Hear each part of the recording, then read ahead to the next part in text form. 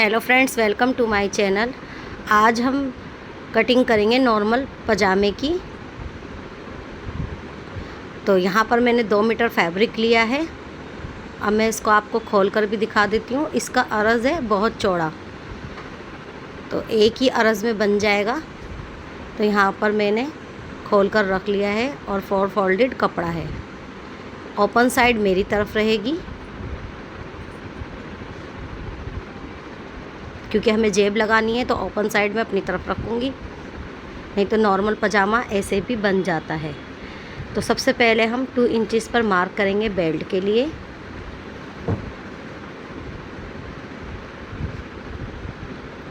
अब एक straight line बना देंगे।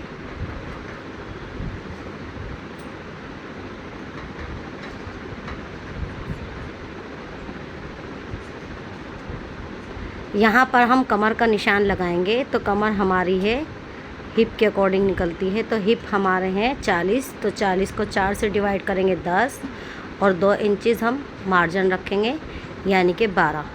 तो 12 इंचेस पर मैं निशान लगाऊंगी। ज़्यादा हैवी लोग 3 से 4 तक का मार्जिन आगे बढ़ा सकते हैं। इसके बाद हम लेंथ पर मार्क करेंगे। तो लेंथ हमारी यहाँ पर है 35, और 2 प्लस ऐड कर देंगे, यानी कि 2 एक्स्ट्रा रखेंगे मार्जिन फोल्डिंग के लिए। 37 पर मार्क कर दूंगी। तो सबसे पहले हम तैयार लेंथ पर मार्क करेंगे, यानी कि 35 पर, और इसको स्ट्रेट लाइन बना देंगे।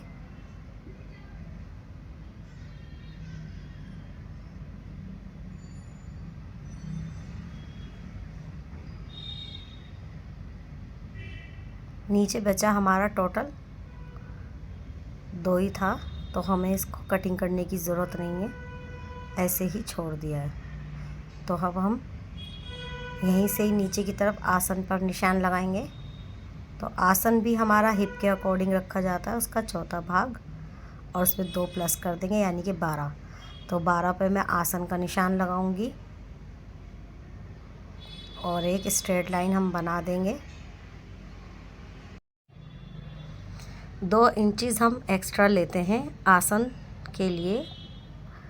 अगर आप हैवी हैं तो 3 से 4 तक का आसन बढ़ा सकते हैं आगे की तरफ, और इसको गोलाई शेप में हम दे देंगे। यहाँ पर 1 इंचेस पर देनी होती है, तो मैंने 1 इंचेस पे दी है। अब हम मोरी का नाप लगाएंगे। जितनी मोरी आपको रखनी हो उतनी। जो हमने ये साइड की सिलाई लगानी है उसका आधा इंचेस छोड़ा है, फिर मार्क करूँगी मैं मोरी का निशान। तो ये पैंट तो है नहीं, तो पैंट के लिए तो हमें सेंटर पॉइंट लेना होता है। ये नॉर्मल पजामा है, तो हम इसको ऐसे ही मोरी का निशान लगा लेंगे। तो यहाँ पर मैं 8 रख रही हूँ। मोरी से आसन तक हम इन निशानों को जोड़ देंगे। हल्के हल्के हाथ से लेते जाएं। सूट का कलर पजामे का डार्क है, तो इसलिए चौक का कलर दिख नहीं रहा है। तो मैं आपको हर बात अच्छे से बोलकर बता रही हूँ मेजरमेंट। अब हम इसको डार्क कर लेंगे निशानों को, और हल्का सा ढाल देते हुए लगा देंगे। अब यहाँ पर हमें जेब लगानी है। तो जेब हमें रखनी होती है जितनी हम बेल्ट मोड़ेंगे, यानी कि 2 इंचेस बेल्ट, और उसको फोल्ड करेंगे तो 4 हो गई। तो 4 और 1 इंचेस नीचे करके लगाएंगे, यानी कि 5 इंची पे ऊपर से छोड़ते हुए 5 इंची का निशान लगाना है, और फिर एक 6 इंची का, जहाँ से हमारा हाथ जा सके जेब के अंदर। तो जेब हमेशा 6 इंची या 6.5 इंची तक खोलनी होती है। तो वह हम इन निशानों पर कटिंग कर देंगे।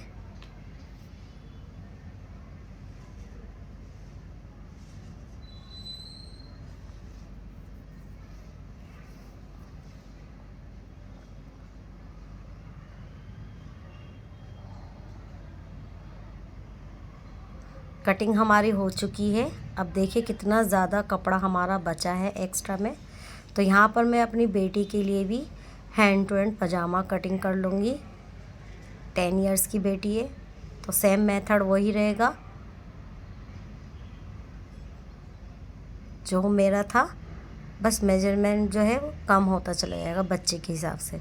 बाकी सेम एज इट इज़ ऐसे ही कटेगा। यहाँ पर ओपन साइड आपकी तरफ है और बंद साइड मेरी तरफ है। तो बेटी के मैं जेब नहीं लगाऊंगी तो वहाँ से मेरा बंद ही रहेगा और सिंपल नॉर्मल घरेलू पजामा तैयार हो जाएगा।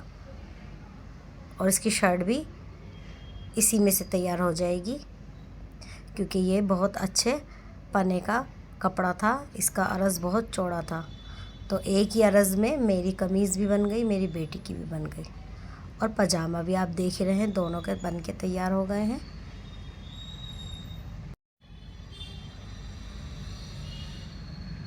यहाँ पर हम जेब भी तैयार कर लेंगे यानी कि कटिंग कर लेंगे। यहाँ तक बने रहने के लिए थैंक यू सो मच।